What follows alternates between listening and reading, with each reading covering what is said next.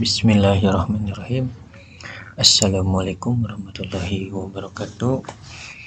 Alhamdulillah pada hari ini kita bisa kembali melanjutkan perkuliahan kita di ekonomi mikro Islam.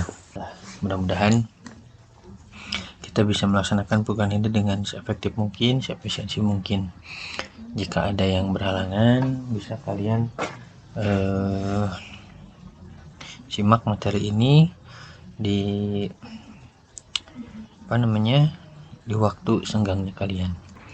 Oke, gimana kabarnya? Mudah-mudahan sehat semuanya ya. Mudah-mudahan selalu dalam lindungan Allah Subhanahu wa taala, dan mudah-mudahan diberi kelancaran dalam setiap aktivitas kita semua. Amin ya Allah ya rabbal alamin. Oke, untuk hari ini kita masuk ke teori produksi, di mana di sini kita akan membahas teori produksi Islam.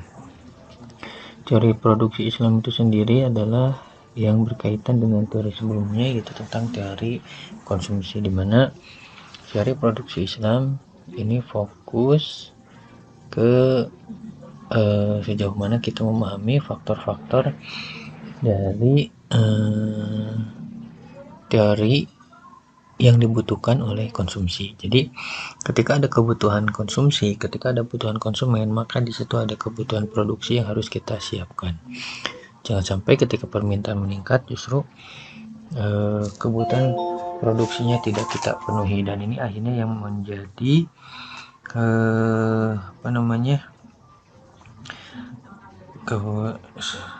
ini yang akhirnya nanti akan menjadi kesesuaian dengan apa yang kita harapkan. Jadi bagaimana sejauh mana faktor konsumsi ini akan berpengaruh terhadap faktor produksi itu sendiri.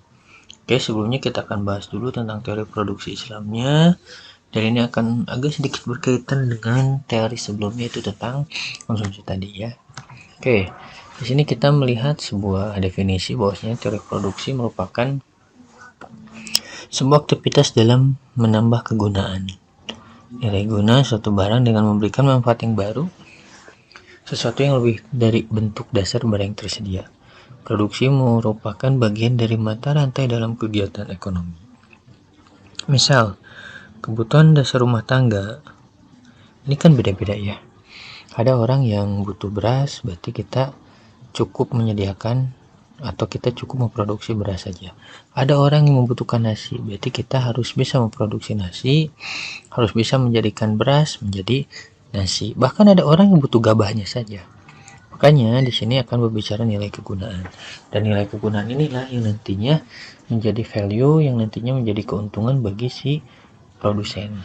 Kenapa? Karena selain ada keuntungan, ada juga manfaat yang dirasakan oleh konsumen. Contoh, saya misalkan berjualan di bidang kuliner ya, saya kan jualnya jual konsep atau menu ayam tepung ya, nggak saya jual terpisah antara ayam, tepung dan minyak, nggak, tapi saya jual sudah jadi dalam bentuk ayam tepung. Nah inilah akhirnya ada manfaat baru, mana orang tinggal makan dan saya pun mendapatkan sebuah keuntungan dari manfaat tersebut, dan itu yang diharapkan dari sebuah teori produksi. Oke, jadi teori produksi ini merupakan mata rantai, jadi kelanjutan dari tadi konsumsi, produksi. Nanti setelah produksi juga ada lagi teori-teori lain yang saling berkaitan antar mata rantai di aktivitas ekonomi. Oke, teori produksi dalam Islam.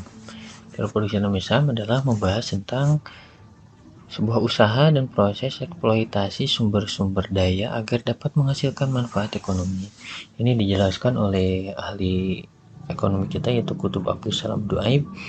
Dia bilang bahwasannya ada proses eksploitasi, ya mata diproses untuk menambah nilai guna, menambah nilai manfaat, menambah nilai keuntungan, menambah nilai apapun itu, sehingga di sini ada harapan bahwasanya ekonomi bisa tumbuh, ekonomi bisa berkembang, dan ekonomi bisa menjadi sesuatu yang kita harapkan di kemudian hari. Dan itulah yang harus kita pahami, itu yang harus kita sadari, bahwasanya dalam aktivitas ekonomi itu ada tujuan yang sama, apalagi di unsur produksi adalah dengan menghasilkan sebuah manfaat ekonomi, baik manfaat untuk pengguna atau konsumen, atau manfaat untuk produsen itu sendiri berupa keuntungan, berupa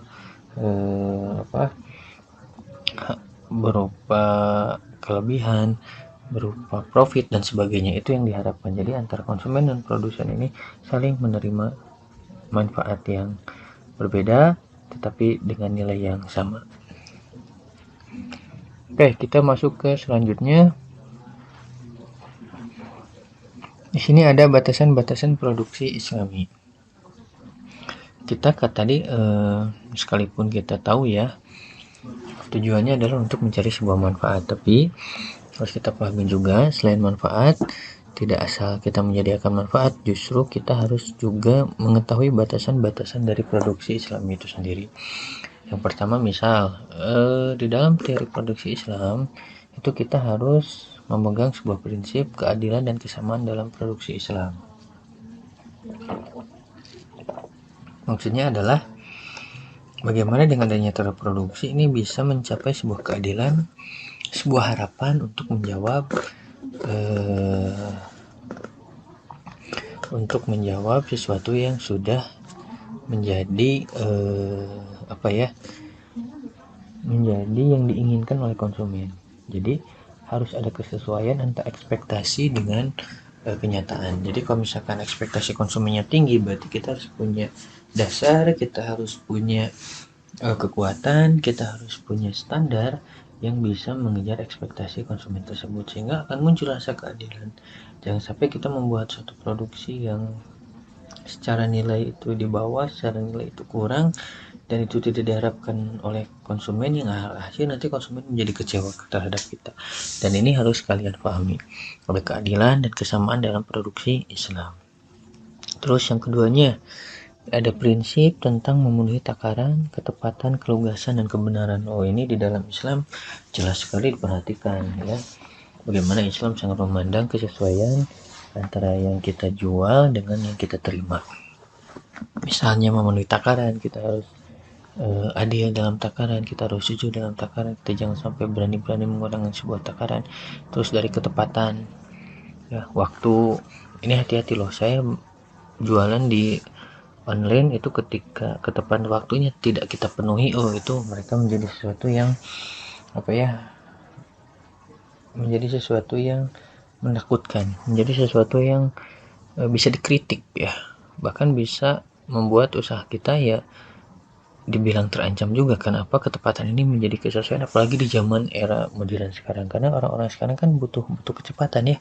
Karena dengan ada dampak dari handphone ini adalah akses kecepatan untuk kita mengakses sesuatu itu lebih cepat, termasuk untuk mengakses kegiatan-kegiatan yang sebelumnya sering kita lakukan secara normal, secara bertahap. Ini dengan adanya handphone berarti kita harus cepat, kita harus bisa mengkondisikan diri dengan sebuah ketepatan.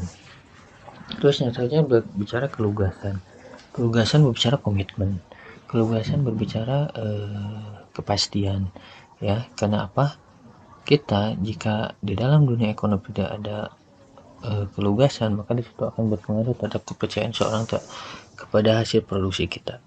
Terus yang terakhirnya adalah kebenaran. Ini bisa juga kejujuran, terus komitmen, terus juga bisa dikatakan hal-hal yang bersifat value ya, atau nilai sikap, akhlak dan sebagainya, itu ada di kebenaran. Jadi batasan produksi Islami akan dipengaruhi oleh hak-hak atau hal-hal yang berkaitan dengan takaran, ketepatan, kelugasan, dan kebenaran.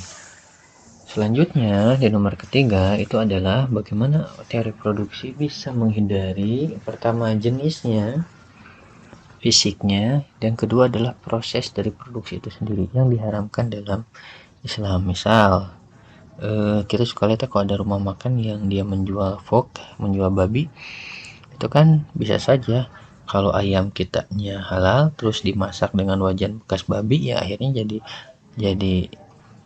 kita akhirnya jadi ragu ini halal atau haram, dan itulah ya akhirnya yang dilarang oleh Islam. Karena di dalam Islam kita harus sangat teliti, kita harus sangat selektif dalam melakukan sebuah aktivitas produksi, bagaimana barang kita gunakan atau bagaimana sesuatu itu kita gunakan atas dasar larangan yang sudah Islam tetapkan. Jadi kita harus punya batasan. Ini SOP-nya dari Islam adalah kita tidak melakukan aktivitas dengan barang atau proses produksi yang diharamkan oleh agama.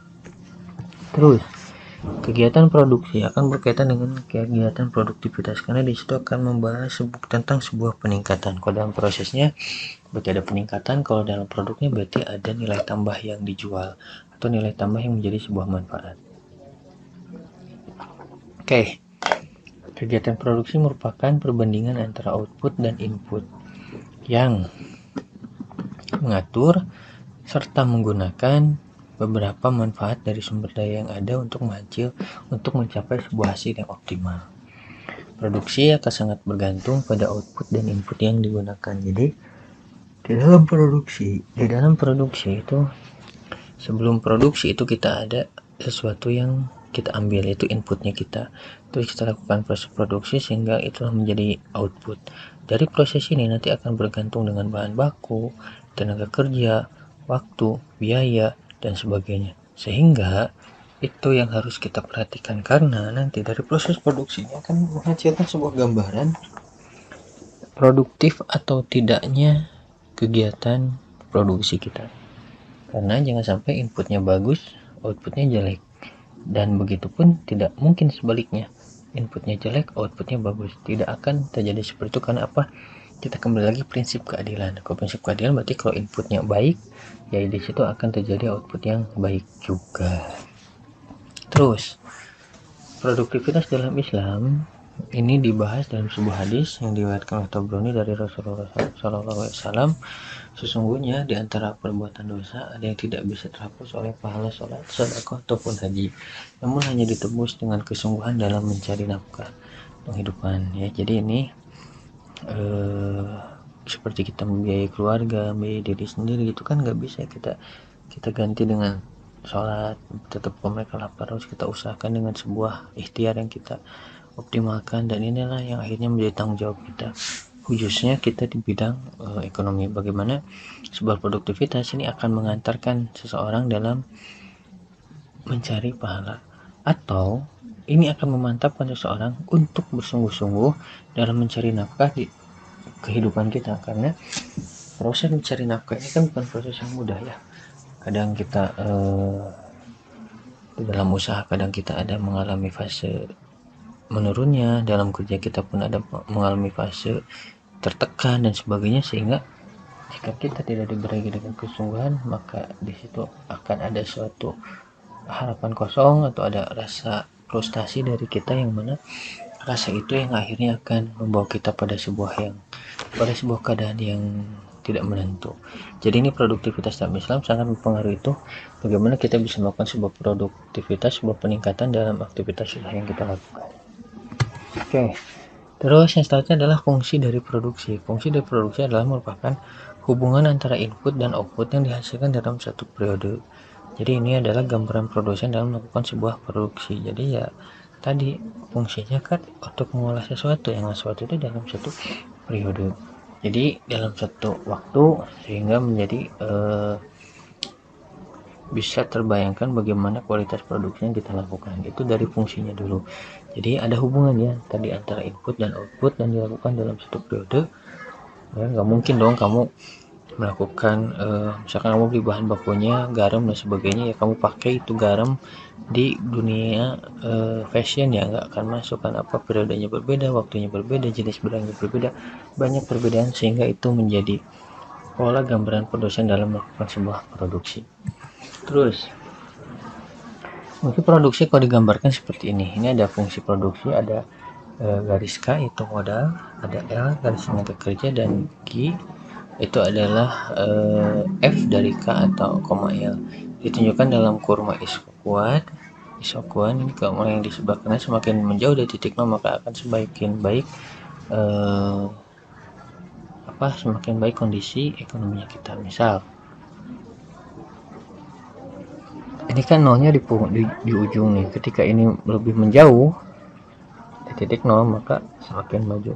Tapi jauh pun tadi balik lagi ke prinsip Islam harus seimbang, jangan sampai menjauhnya ke A Jadi secara modal dia besar dan secara tenaga kerja kecil, dan ini akhirnya akan menghambat aktivitas kita. Jadi idealnya kita harus bisa mengusahakan konsep kita itu ke titik G, di mana tenaga kita semakin jauh titiknya, modal kita memenuhi, dan tenaga kerja kita pun memenuhi. Kenapa? Jika ini tidak seimbang, ketika permintaan banyak tenaga kerja sedikit, itu akan mengalami namanya overload. Kalau misalkan bahannya sedikit, tenaganya kerja, itu nanti akan boros di biaya, dan ini harus kita perhatikan. Oke, selanjutnya kita akan membahas tentang fungsi produksi. Yang pertama ada fungsi produksi total. Jadi ini adalah berbicara tentang jumlah produk yang dihasilkan oleh jumlah tenaga kerja pada waktu tertentu. Perubahan total ini bisa didasarkan pada banyak atau sedikitnya faktor produksi. Kita lihat ilustrasinya. Misal tenaga kerja digunakan untuk produksi sepatu 3 orang, menghasilkan sepatu 810 pasang sepatu. Jika ditambah menjadi 8 orang, maka menghasilkan 1520 pasang sepatu. Jadi ini mah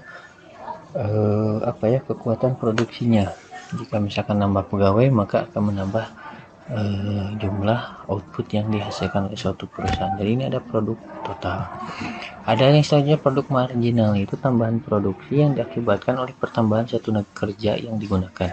Ini ada rumusnya, ada MP marginal production, ada TP. Dari TP itu adalah pertambahan total produk atau produksi total, dan ada L. Ini adalah pertambahan tenaga kerja. Jadi nanti untuk mencari MP itu adalah sigma TP dibagi sigma L. Ilustrasinya misal tenaga kerja bertambah dari 1 orang menjadi 2 orang, hasil produksi bertambah 150 jadi 400, maka pertambahannya 250, maka produksi marginalnya 250 dibagi 1. Jika tenaga kerja menjadi 4 atau 5, hasil produksi menjadi 1080. Ya, tadinya 1080 menjadi 1290, maka per orangnya adalah 210 210 tenaga kerja, dan ini 210 hasil produksi dikerjakan oleh tenaga kerja yang tersedia. Jadi ini adalah MP-nya, ini adalah sigma TP-nya, dan ini adalah sigma L-nya yang harus kita pahami. Terus kemudian kita akan masuk ke produk rata-rata. Produk yang secara rata-rata dihasilkan oleh setiap pekerja, di mana produk ini adalah mencakup tentang produk total. Di sini produk ini mencakup tentang AP, produk rata-rata. Selanjutnya adalah mencakup tentang total produk. Yang terakhir sama mencapai tentang jumlah tenaga kerja. Ini ilustrasinya adalah ketika tenaga kerja 2 orang, maka produksi totalnya 400. Maka produksi rata-rata adalah 400 per 2, berarti 200 per orang.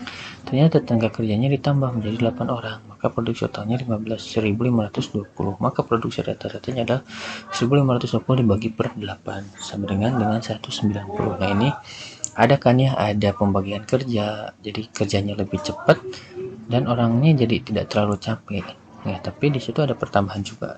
Nah, ini harus kita pahami dalam produksi rata-rata. Oke, selanjutnya kita bisa lihat hubungan tenaga kerja dan jumlah produksi. Jika tenaga kerjanya 1, ya ini rata-ratanya sama. Jika tenaga kerjanya 2, maka 400, marginalnya 250, produksi rata-ratanya 200. Jika tenaga kerjanya 8 atau 10, maka produksi marginal 810, maka rata-rata produksi ada 270 per orang. Terus sampai terus ke bawah. Jadi produksi marginal ini akan semakin berkurang ketika jumlah tenaganya bertambah. Kenapa? Ya di situ terjadi terjadi hal-hal yang memang harus kita pahami, bagaimana di sini ada hubungan antara TP dengan AP dan MP, sehingga ini menjadikan kita bisa mengatur sebuah produksi mana nih yang produksi mana sih yang ideal, produksi mana sih yang memang sesuai dengan harapan kita, sehingga dengan adanya teori produksi ini atau fungsi produksi ini kita bisa merencanakan, kita bisa mengukur sebuah resiko, dan kita bisa membuat sebuah aktivitas produksi itu tadi lebih efektif, lebih efisien, dan lebih banyak menghasilkan sebuah manfaat. Oke, selanjutnya adalah tentang alternatif fungsi produksi. Di Di sini kita akan berbicara tentang fungsi produksi ke alternatif fungsi produksi. Di sini kita akan menghadapi sebuah alternatif dari tadi ya, pilihan-pilihan yang banyak. Kita akhirnya harus bisa memastikan sebuah alternatif dalam produksi. Yang pertama, produksi harus memperhatikan tentang constant return to variable input. Jadi tambahan output yang dihasilkan sama dengan inputnya. Jadi kalau inputnya 10, outputnya 10, ya akhirnya kita imbang ya, akhirnya kita ini sama dan akhirnya kita ini tidak banyak perubahan. Selanjutnya adalah ada yang decreasing return to variable input, di mana ini tambahan output yang dihasilkan lebih kecil dibandingkan inputnya. Jadi output lebih besar, output lebih kecil daripada input. Jadi ini biasanya kita yang kesalahan dalam mengukur sebuah produk, kita yang kesalahan dalam menakar sebuah produk, sehingga itu menghasilkan output yang lebih kecil. Dan ini justru ya yang tidak kita harapkan.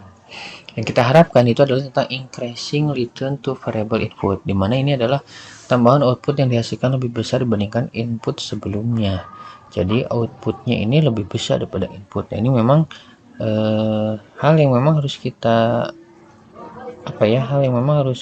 tentukan strateginya, bagaimana sebuah input ini ketika menambah nilai, bertambah sebuah value, otomatis itu kan secara tidak sadar akan menambah sebuah manfaat dan menambah sebuah nilai di mata konsumen. Ketika ada nilai yang bertambah, makanya ada keuntungan yang bisa didapatkan oleh si produsen. Jadi kita harus perhatikan, jangan sampai kita melakukan sebuah produksi tapi tidak sesuai dengan alternatif atau fungsi dari produksi itu sendiri. Jadi ini yang harus kita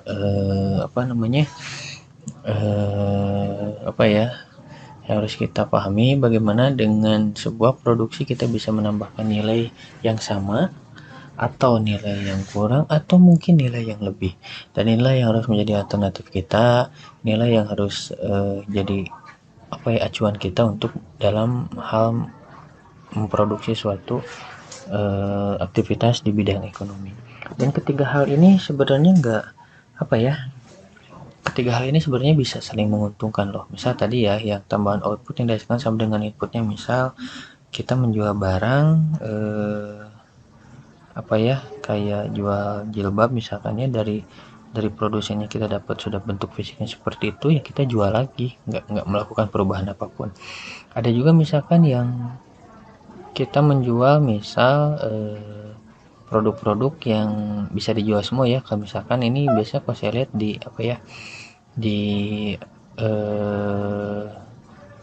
usaha-usaha seblak nih, misalnya ada mereka yang jual ayam, ada mereka yang jual tulangnya. Tulang ini kan sebenarnya inputnya lebih kecil daripada daging ya. Biasanya orang cari ayam itu kan berharap bisa dapat dagingnya, tapi di seblak dapat tulangnya, dan itu ada input yang kecil tapi tetap bisa kita produksi, bisa kita kreasikan sehingga itu menjadi sebuah output juga. Nah, kalau yang variable increasing return ya sudah jelas, kita di situ bisa menambahkan suatu nilai yang baru. Misal tadi beras diolah jadi nasi, kalau enggak misalkan nanti pakaian misalkan kita packaging lagi dan sebagainya, itu akhirnya ada nilai tertentu yang memang itu membedakan kita dengan orang lain. Jadi di produksi ini kita banyak alternatif, kita jangan terpaku sama satu alternatif, dan kita bisa melakukan alternatif-alternatif yang sesuai dengan tujuan dan harapan kita dalam melakukan sebuah produksi demi memenuhi kebutuhan konsumsi di kelas rumah tangga. Oke, itu sajalah ya untuk materi hari ini. Mudah-mudahan bermanfaat, mudah-mudahan bisa dicerna, mudah-mudahan bisa menjadi sebuah ilmu baru di bidang ekonomi mikro, khususnya tentang produksi dalam Islam. Ini yang akhirnya harus kita pahami, bagaimana konsep tentang teori produksi adalah kita bisa menambahkan sebuah nilai demi mencapai sebuah manfaat, mencapai sebuah keadilan, yang mana manfaat dan keadilan ini akan berguna untuk konsumen selaku orang yang menikmati hasil produksi kita, dan kita selaku produsen pihak yang menyediakan faktor produksi dalam hal apapun, baik produk maupun jasa. Oke, itu saja, mudah-mudahan bermanfaat. Bisa kalian simak, bisa kalian cerna, bisa kalian pelajari, dan bisa kalian tambah materi-materi lainnya di rumah masing-masing sesuai dengan pengetahuan yang kalian miliki, sesuai dengan sumber yang kalian miliki juga, karena ini hanya bagian sedikit yang bisa saya sampaikan. Assalamualaikum warahmatullahi wabarakatuh.